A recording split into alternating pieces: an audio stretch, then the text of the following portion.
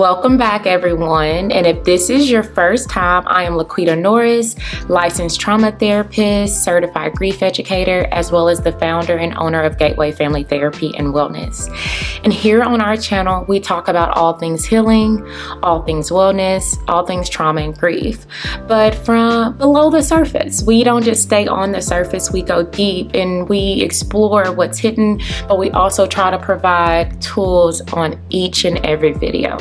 So today's topic is on living loss. So this video is very important to me and it's close to my heart because it's tightly connected to a healing series that I have created, and it's called Loving Me After Losing Us. We also have a group here at Gateway that we conduct quarterly that is tied to this mission as well, in helping people grieve even when it's something that's often unseen by those around us. And so let's dive a little deeper into what a living loss is. So a living loss is grieving something or someone who has not died. And sometimes it's grieving hope that we're having to lose now. It's grieving something that we no longer have access to. It's grieving opportunities. And sometimes it's grieving relationships that we didn't want to let go of, but we had to let go of. The difference in living loss, and probably one of the most difficult parts, is you don't really have to have that, or you really don't get to have that cut and dry ending. With death, we have rituals. We have funerals. People are there for us. People see our loss. But with living loss, it's the complete opposite. A lot of times people don't understanding while we're mourning, especially when we've lost hope, or when maybe you're a parent who are struggling with a child with difficulties when you hope that that child's life would be different. Or maybe you have finally ended the relationship that everyone around you has said you should have ended years ago. They don't always come and support you like they do when there's been a death. And that's what makes living loss so much more difficult. So I wanted to spend some time to just give some examples of what living loss looks like, because sometimes we just look at it from a relational standpoint. But there's so many different ways that we could be experiencing a living loss. One of those being losing ourselves. Also in those relationships, but also in parenting, also in caregiving. And this is often the missed piece, is the parts of ourselves that we lose trying to be strong, trying to hold on, trying to silence ourselves, trying to be the peace. And so one of the biggest things, one of the biggest takeaways when experiencing living loss is, how are you showing up for you? How are you showing up for the parts of you that have been lost? How are you showing up for the parts of you that have lost something that no one else sees? Are you silencing those parts? Are you ignoring those parts? Are you shaming yourself for experiencing this loss, or even acknowledging that this loss is real?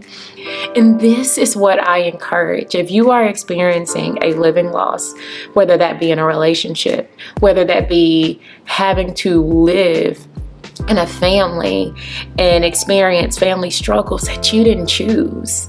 Maybe it's, like I said before, having to parent a child that struggles and having to watch that child not live up for the paternal expectations or maternal expectations you have for that child.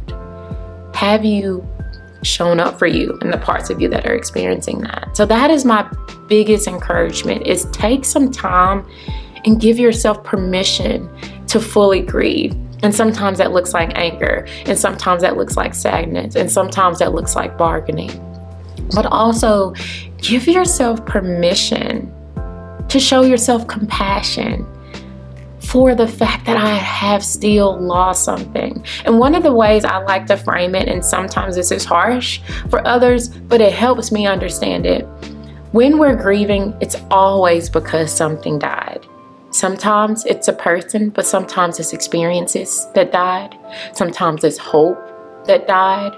Sometimes it's who we thought we were died. And so look at it that way.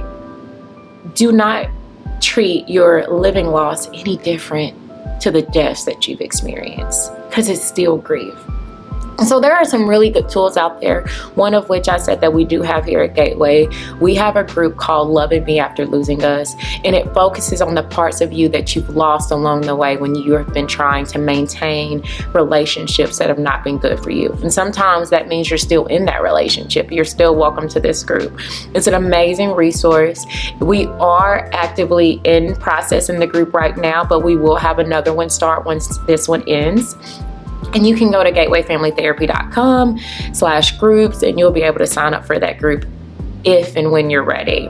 Another thing is therapy is always beneficial. I know I say that all the time, but therapy is important. But not just therapy, but wellness, because they both encourage you to go inward. They both encourage you to feel the feelings, experience the experience. So that is going to be another encouragement. I also want you to drop in the comments, how, just after listening to this video, how are you going to show up for you differently while you're in your grief? How are you going to acknowledge your living loss as grief without judgment and with compassion? I want to know how you're going to do that, and I want to hold space for you as you do that in the journey that you start.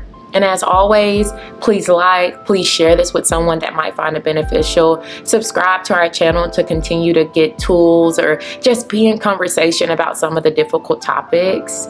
And as always, I want you to take care of your heart while we're away from each other, because you deserve it.